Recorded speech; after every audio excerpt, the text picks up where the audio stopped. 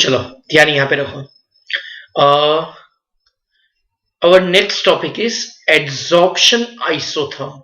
See, whenever you are given a word and isotherm means temperature is constant. Okay, so adsorption isotherm means a study of adsorption at constant temperature, how much adsorption is occurred. So there are two theories. First is this Freundlich, another is Langmuir. Langmuir is not in our syllabus. Freundlich adsorption isotherm is given to you. So sometimes you may be asked the theory Freundlich adsorption isotherm. Again, word is Freundlich adsorption isotherm. Okay चलो अब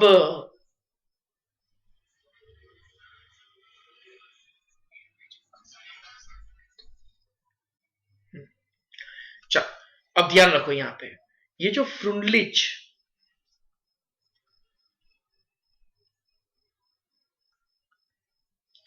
adsorption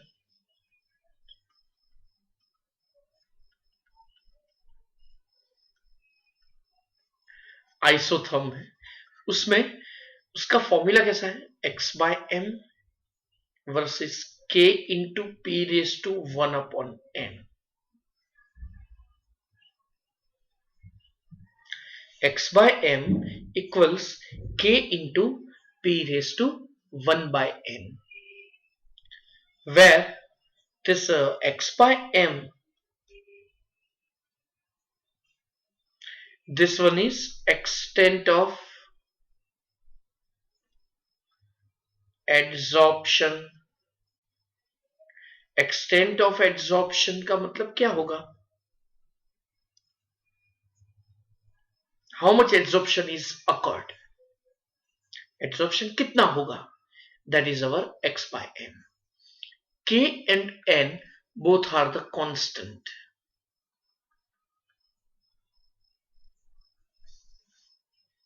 Okay, which are dependent on, both of the constants are dependent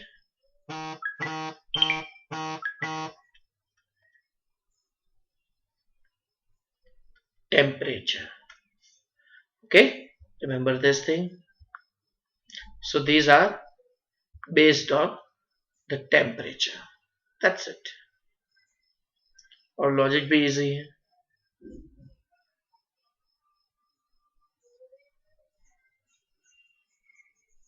Okay, so next.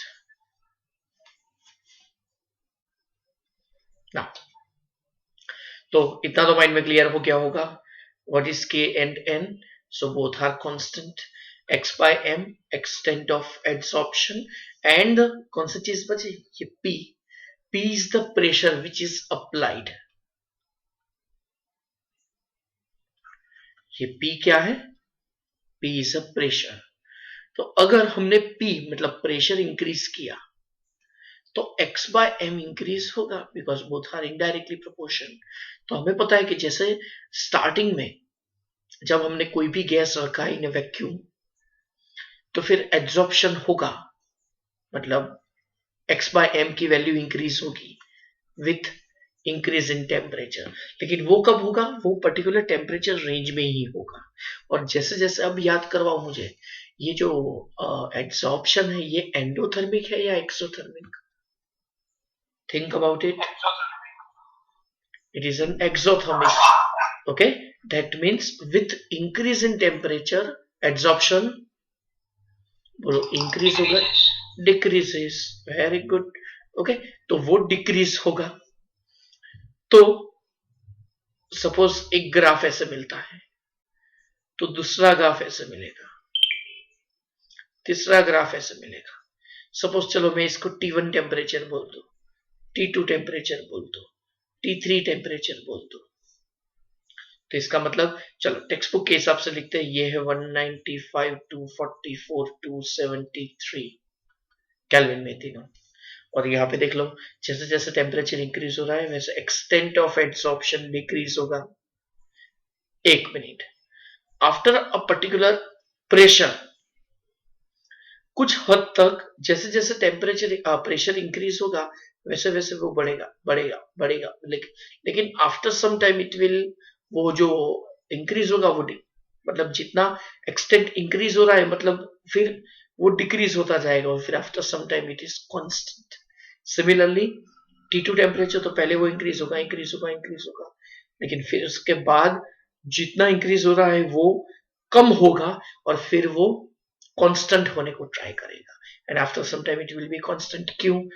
याद करो, suppose in a close container we have taken a nickel surface और फिर hydrogen का coating होता है या तो फिर अमोनिया का कोटिंग होता है, तो ये रिएक्शन होगी फर्स्ट ऑर्डर क्योंकि x by m is directly proportional to pressure, लेकिन after some time a maximum multi-molecular layers are generated on the surface of nickel and then after if we apply a pressure, तो चलो ये तो एक ही layer बना ना, ऐसे तो बहुत सारे लेयर्स होंगे। जस्ट अ मिनट,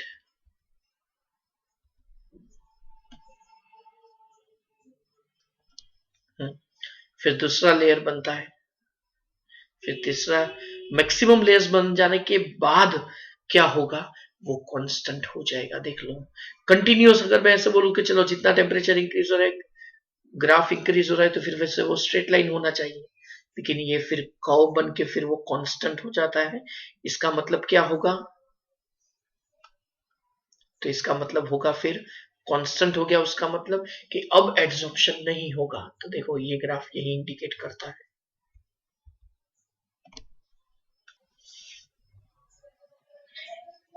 ओके, तो एक्सटेंट ऑफ एड्सॉर्प्शन जो हम बोलते थे x बाय m, चलो ये x क्या है और m क्या है वो अभी हम देखते हैं।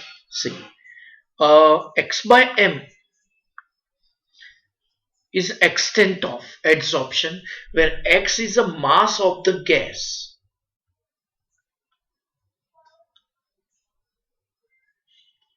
which is adsorbed on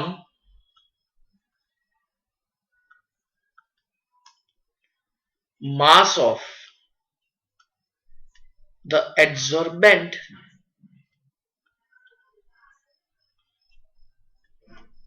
at P pressure.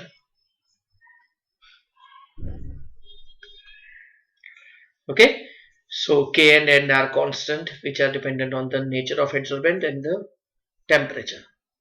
Next, तो ये जो रिलेशन है, चलो ये जो x by m, वो x by m को हम अलग नहीं करेंगे। फिर से एक बार फॉर्मूला लिख देते हैं, x by m equals k into p raise to 1/n। अब ध्यान से देखना, log सपोज हमने अप्लाई किया तो log x by m, तो ये जो x और m दोनों को हम अलग नहीं करेंगे, ओके, वो साथ में ही रखेंगे क्योंकि जो रिप्रेजेंटेशन है x और m क्या है वो तो मैंने बता दिया, लेकिन जो रिप्रेजेंटेशन है what is denoted by x by m, that is the extent of adsorption. Adsorption कितना हुआ उसका एक प्रोपोर्शन आपको मिलेगा, ओके, और ये नंबर ऑलवेज 0 पॉइंट समथिंग होगा। चलो यहां पे आएगा k और p दोनों के बीच में मल्टीप्लीकेशन है, तो log k and log p raise to 1/n, माथे पे जो भी है वो आगे आएगा मल्टीप्लीकेशन में, ओके। तो चलो ये आपको एक फॉर्मूला मिल गया पूरा, तो x बाय हमने पूरा साथ में ही रखा है। Now this formula is compared with y equals mx plus c। तो चलो बहुत सारे चैप्टर्स में आपने ये देखा है, फोर्थ में भी आया था ये, थर्ड में भी आया था, y equals mx plus c, उसमें जो y एक्सिस है वो है अपना log of x by m, okay. x axis पे हम लेंगे log p, graph will be straight line with positive slope, so graph will be straight line with positive slope, okay. और ये जो आपको मिलेगा इंटरसेप्ट, ये होगा c के साथ जो कंपेयर किया वो, और जो m के साथ कंपेयर किया तो वो आपको मिलेगा स्लोप, और स्लोप है कितना 1 upon n. So the value of constants k and n can be determined by intercept and slope while drawing a graph of log x by m versus log p. Okay, चलो तो इतना तो clear हो गया होगा.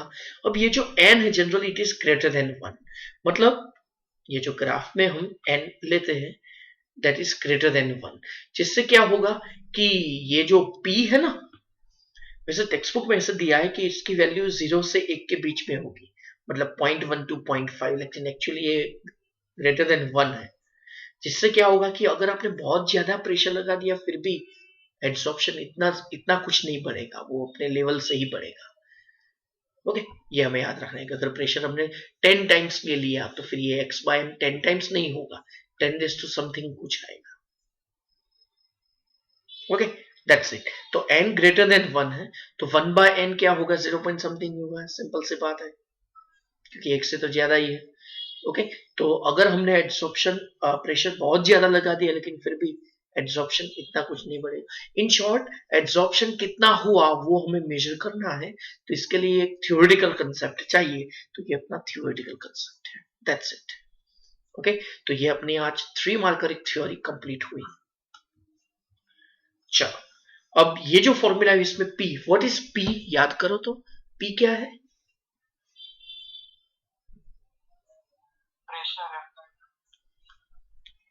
Pressure which is applied on the adsorbent with a gas. मतलब हमने adsorbent को रखा एक क्लोज कंटेनर में, इवैक्यूएटेड वेसल है वो, और फिर उसके अंदर हमने गैस अप्लाई किया और फिर प्रेशर अप्लाई किया. दैट प्रेशर, अब याद हो तो प्रेशर ऑफ गैस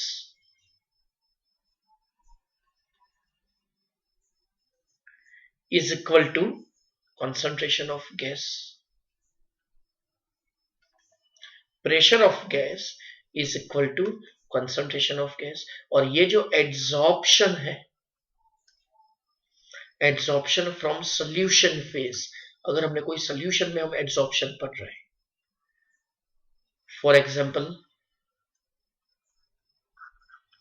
तो इसका एग्जांपल होगा सपोज हमने शुगर कैन का जूस लिया.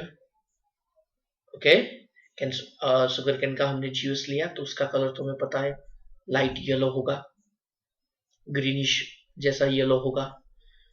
ओके, और फिर अगर हमने उसके अंदर फिर क्या पास किया, अगर हमने चारकोल ऐड कर दिए तो चारकोल की कैरेक्टरिस्टिक क्या रहेगी, ये हमने एप्लीकेशन में पढ़ा है कि वो कलर्ड पार्टिकल्स एड्सॉर्ब कर लेता है. कौन? चारकोल. तो ये लिक्विड फेज में हुआ एड्सॉर्प्शन, तो उस टाइम पे फॉर्मूला थोड़ा ही चेंज होगा. Again, what is x by m, extent of adsorption. तो उस टाइम पे हम P प्रेशर नहीं लेंगे, क्योंकि यहाँ पे तो लिक्विड है, उसके अंदर कलर्ड इम्प्योरिटीज है, वो हमें रिमूव करनी है. तो उसके लिए फॉर्मूला होगा K into C raised to 1 by n. चलो, P क्या था? Pressure of gas, that is the concentration of gas. और यहाँ पे तो लिक्विड है तो फिर concentration of solution. Okay, so x by m equals k into c raised to 1 by n. That's it. तो ये है इसका फॉर्मूला. जस्ट मैंने टेक्स्ट बुक में एक बार हम देख लें.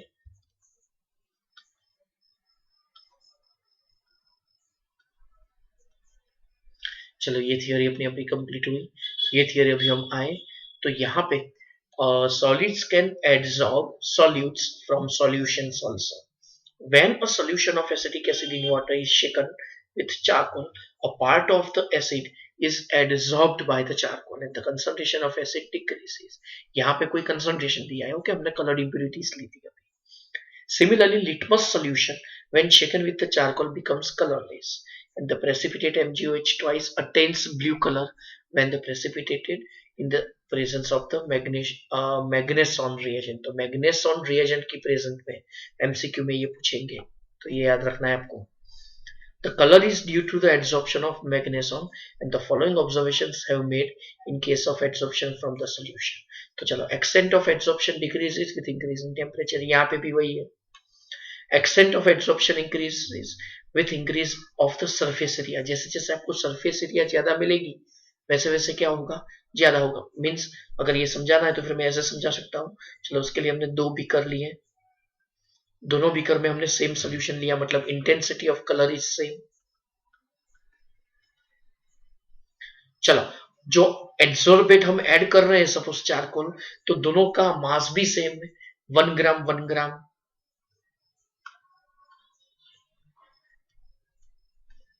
ओके, यहां पे हमने पूरा ब्लॉक ऐड कर दिया है चारकोल का, और यहां पे वही हमने पाउडर फॉर्म में किया है। पहले में हमने क्या किया, पूरा एक ब्लॉक ले लिया। ओके, और यहां पे वही 1 ग्राम, अमाउंट सेम है लेकिन पाउडर फॉर्म में किया। तो कहां पे कलर की इंटेंसिटी ज्यादा डिक्रीज होगी, मतलब एक्सटेंट ऑफ एब्जॉर्प्शन इंक्रीज होगा। दोनों में से कौन सा केस में, अमाउंट सेम है, इंटेंसिटी की, कलर की इंटेंसिटी सेम है। एक में हमने ब्लॉक ऐड कर दिया है, दूसरे में हमने पाउडर फॉर्म लिया है। जिसमें ब्लॉक ऐड किया है उसमें सिर्फ आपको 6 सरफेस ही दिखेगी और वही अवेलेबल है फॉर एब्जॉर्प्शन, लेकिन यहाँ पे हर एक पार्टिकल में उसकी सरफेस अवेलेबल। तो अगर हमने पूरा ब्लॉक लेते हैं, अगर हम suppose 1 centimetre length and breadth वाला पूरा एक ब्लॉक लिया हमने, ओके, तो आपको टोटल ओवरऑल 6 सेंटीमीटर स्क्वायर आपको सरफेस मिलेगी, और उसी हिसाब से यहाँ पे आपको हर एक पार्टिकल की सरफेस एरिया मिलेगी, हर एक पार्टिकल का सरफेस एरिया आपको दिखेगा। That's it, that's it. So that is the extent of adsorption. तो दोनों में कहां ज्यादा होगा, क्यूबॉइड फॉर्म में या तो फिर पार्टिकल फॉर्म में।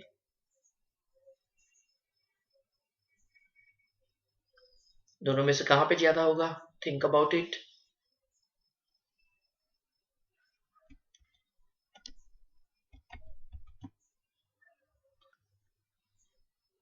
ओके, तो यहां पे जैसे जैसे सरफेस एरिया इंक्रीज होगी वैसा एब्जॉर्प्शन इंक्रीज होगा। Okay, next. The precise mechanism of the adsorption from the solution is not known. So from this equation here also it is applied. तो यहाँ पे प्रेशर की जगह पे हमने क्या लिख दिया है, C लिख दिया है। सिमिलरली आपको फॉर्मूला भी ये मिलेगा, log of x by m equals log k plus 1 upon n। याद करो उसमें हम गैसियस फेज लेते थे तो फिर P लिखते थे प्रेशर, यहाँ पे C कंसंट्रेशन लिखेंगे, सिंपल। ओके, तो ये जो पैरास है आपको समझ में आ जाएगा, फिर आप पढ़ लेना। चलो एप्लीकेशंस, तो ये हमने आगे बोल दिया था लेकिन फिर भी रिवाइज करवा देते हैं, देख लो। चलो, production of high vacuum, the remaining traces of the air can be adsorbed by the charcoal from a vessel evacuated by a vacuum pump to give a very high vacuum. Gas mask, gas mask it's a device. तो अभी हम जो normal fabric mask जो भी use करते हैं तो उसके जगह पे जनरली ये activated charcoal containing mask use करते हैं। कहाँ पे, तो सपोज जो माइंस में जो काम करते हैं उनके लिए, कि usually it is use for breathing in coal mines to absorb the poisonous gases. वहां पे मार्श गैस होता है या तो मीथेन गैस होता है। ओके, जिससे क्या होगा, ये पूरा जो मीथेन होगा वो एब्सॉर्ब हो जाएगा चारकोल की सरफेस में। Next, control of humidity. Silica and aluminum gels are used as adsorbents for removing the moisture and controlling humidity. तो जनरली जो भी इलेक्ट्रॉनिक्स आइटम से आपने सपोज नया मोबाइल लिया या कोई भी नई इलेक्ट्रॉनिक आइटम ली तो उसमें सिलिका जेल यूज करते हैं। वो क्या करता है, वो मॉइस्चर एब्सॉर्ब कर लेता है जिससे वो इंस्ट्रूमेंट खराब नहीं होता।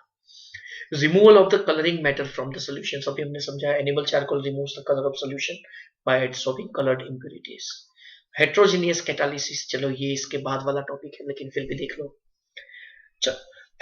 रिएक्टेंट मॉलिक्यूल्स एड्सॉर्ब होंगे on the surface of solid surface of the catalyst, increases the rate of reaction, वो तो पता ही है, चैप्टर 4 में हमने पढ़ लिया है। So there are many gaseous reactions of the industrial importance involving the solid catalyst.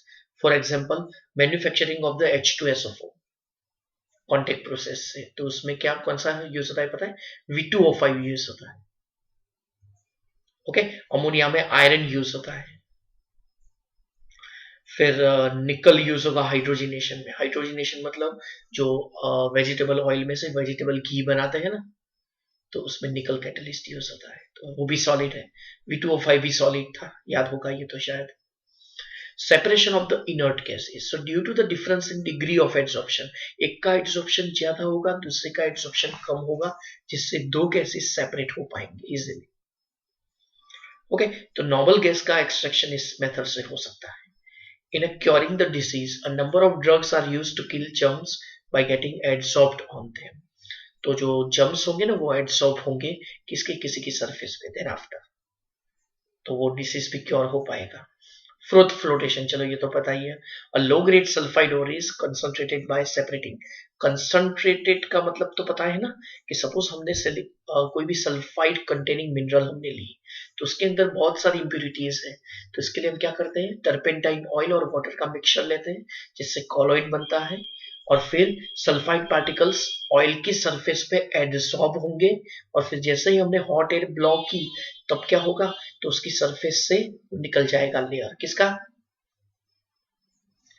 Sulphide का, और फिर वो फ्रोथ पे क्रिएट हो जाएंगे। ओके, वो चैप्टर 6 में आएगा। एड्सॉर्प्शन इंडिकेटर्स, तो surfaces of the certain precipitates such as the silver halides have the property of absorbing some dyes like eosine, fluorescein, तो ये सब इंडिकेटर्स हैं। इंडिकेटर का काम तो पता ही आपको, एसिड बेस टाइट्रेशन में याद हो तो कौन सा इंडिकेटर यूज करते थे एसिड बेस टाइट्रेशन में, मिथाइल ऑरेंज या तो फिर फिनोफ्थैलिन। तो वैसे ही यहाँ पे जो एग्जांपल्स दिए हैं वो है इयोसिन एंड फ्लोरेसिन। ओके, जिससे क्या होगा, वो पर्टिकुलर कलर देंगे एंड पॉइंट पे। एंड पॉइंट तो पता है ना, जब दोनों की इक्विवेलेंट अमाउंट रिएक्ट होती है तब एंड पॉइंट बोलते हैं इसको। चलो, क्रोमेटोग्राफिक एनालिसिस, तो chromatography analysis based on the phenomenon of the adsorption finds a number of applications in the analytical and the industrial fields, तो वो क्रोमेटोग्राफी भी चैप्टर 6 में आ जाएगा। ओके, चलो इंडेक्स क्वेश्चन आपको होमवर्क में कंप्लीट करना है। Just a minute.